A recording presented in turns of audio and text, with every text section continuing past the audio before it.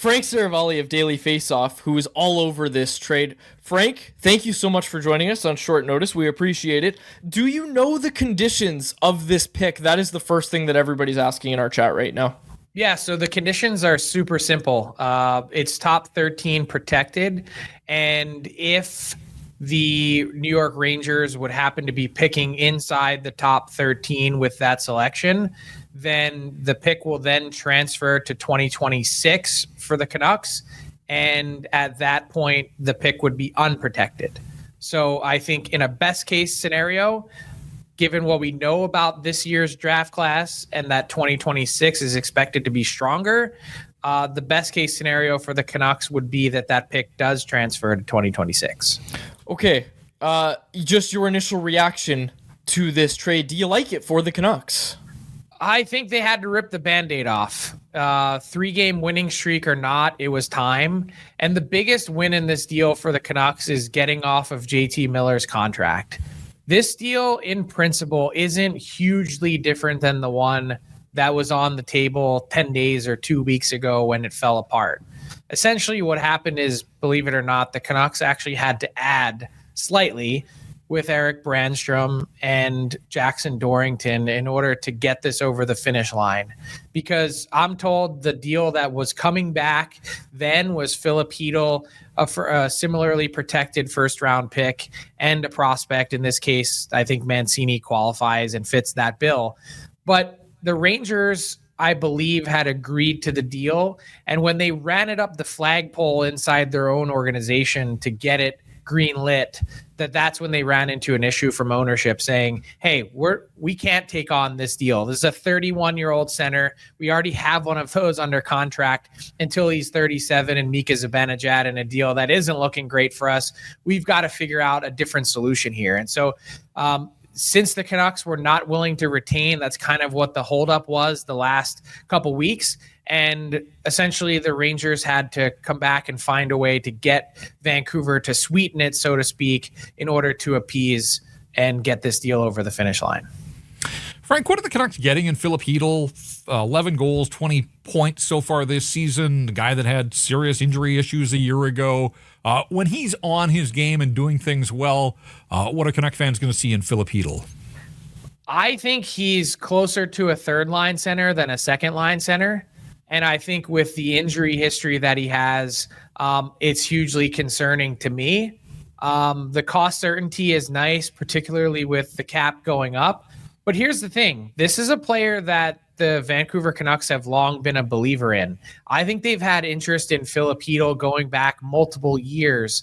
And to be able to get him as the centerpiece of the deal, they're clearly happy about that.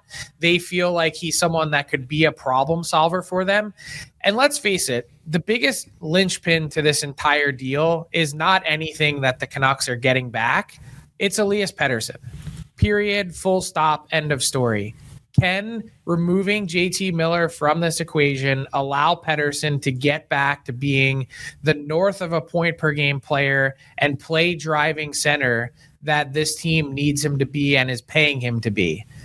Make no mistake, he's on the clock. He's got the rest of this season to figure it out, because if not, I have zero doubt that the Vancouver Canucks will be pulling the trigger before the no trade clause kicks in on July 1st, because they won't be able to afford to find out the hard way and lose leverage. I think even they are right now skeptical of where Pettersson's game is at. A huge red flag for them, as Jim Rutherford talked about this week, was the idea that he had a hugely disappointing playoff run. They didn't like the way that he handled his knee injury. And then to come into camp and not be ready to play, they saw that as a big red flag. Now, we all saw Pettersson's game improve and tick up in the time that Miller had missed in the lineup this year, which gives you some hope. But that's not, if you can have Pettersson as that true play driving 1C, and you can pencil him in for the next 7 years at that and not have to think about it, it makes whatever you get out of Filip Chytil, whether he is 2C or 3C, a lot easier to deal with based on how Pettersson plays. Okay, Frank, I guess the answer might be yes based on what you just said, but was there an added sense of urgency from the Canucks to get this Miller trade done to give them that runway and get a good look at Elias Pettersson looks like without JT Miller? Not just for Pettersson's sake, but I think for the overall sake of the team. Look, no secrets here. It's been out there and talked about for a while. That's kind of why I was a little bit perplexed at the coverage that the Jim Rutherford comments this week received. We didn't learn anything new. Teams around the league that were in the marketplace to acquire JT Miller or Elias Pettersson, they didn't learn anything new. So it's not like the Canucks hurt their market value or anything like that in discussing this openly. This was obviously a really poorly kept secret. And the longer that this had dragged on, JT Miller also just kind of put his hands up and said, all right, it's time. Let's get this over with. Let's rip off the Band-Aid. And he was ready to go. The Canucks were ready for him to move. And I think, again, everyone's in that locker room, according to multiple sources that have, been in conversation with these guys, including, others that I talk to on a regular basis. They're not entirely sold that Pettersson's here for the long haul. So it's going to be about figuring that part out next, and to increased runway and time to be able to pull that off. Sure. But it was also about helping get this season back on track too. Well, it's interesting, too. Timing is always everything in life. I don't think this was any sort of reaction to what the Calgary Flames did, but the Canucks are jockeying with the Calgary Flames. Flames make their move last night, and I think we all think that they added some scoring depth to get better in the here and now. And I do wonder if just moving the distractions and clearing the air, if the Canucks think that can help them be a better hockey club here moving down the stretch. Yeah, that plus also now this draft capital and cap space. I don't believe that if, look, whatever happens with this pick in relatively short order, I don't know that we're going to see these conditions even play out, whether it's still in Vancouver's arsenal or not. I think they fully intend to take the increased cap flexibility that they have now and package that with the draft pick that they have and find a way to improve this team right here in the here and now, whether that's going out to finally get that top 4 puck moving defenseman, whether it's to try and better supplant this team down the middle and support it, whether it's using the Brock Besser trade chip, whatever it might be. I don't expect the Canucks roster that you see tonight after this trade is made to be the same one that you're going to see on March 8th on the other side of the deadline.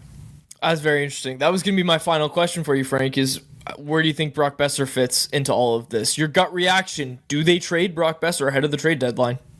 My gut reaction is no. And look, a lot of it's going to have to do with how the Canucks play between now and then. If they play themselves out of it and they're not in the mix, there's not really much of an incentive to keep Brock Besser.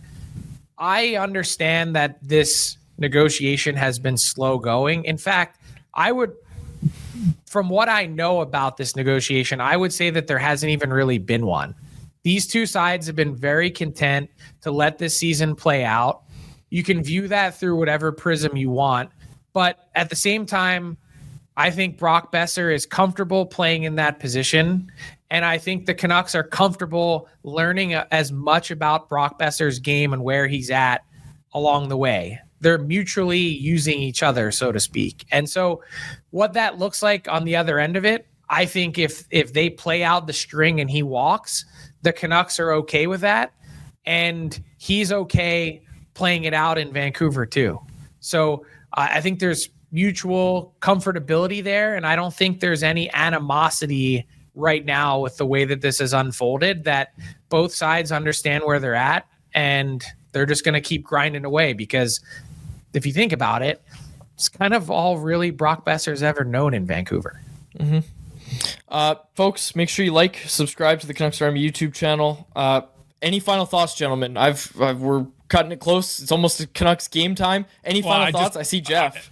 I just see the Canucks have posted their starting lineup for this game down in Dallas. And we talked about it a little bit earlier, Dave, just before Frank joined us. But Elias Pettersson starting this game centering Brock Besser and Jake DeBrusk. So you move JT Miller out of the mix and you give Elias Pettersson the two best wingers that you have in your organization. And you see if he can spread his wings and fly starting tonight at American Airlines Center. He's on the clock. It's on the clock. Frank, Jeff, thank you so much for joining me, gentlemen. Folks, like I said, make sure you subscribe, like the Canucks Army YouTube channel, and I know we have over 7,000 people watching on Twitter right now, so thanks so much for tuning in to an emergency edition of Canucks Conversation. Frank Seravalli, Jeff Paterson, my name is Dave Quadrelli. Thanks so much for joining us this evening.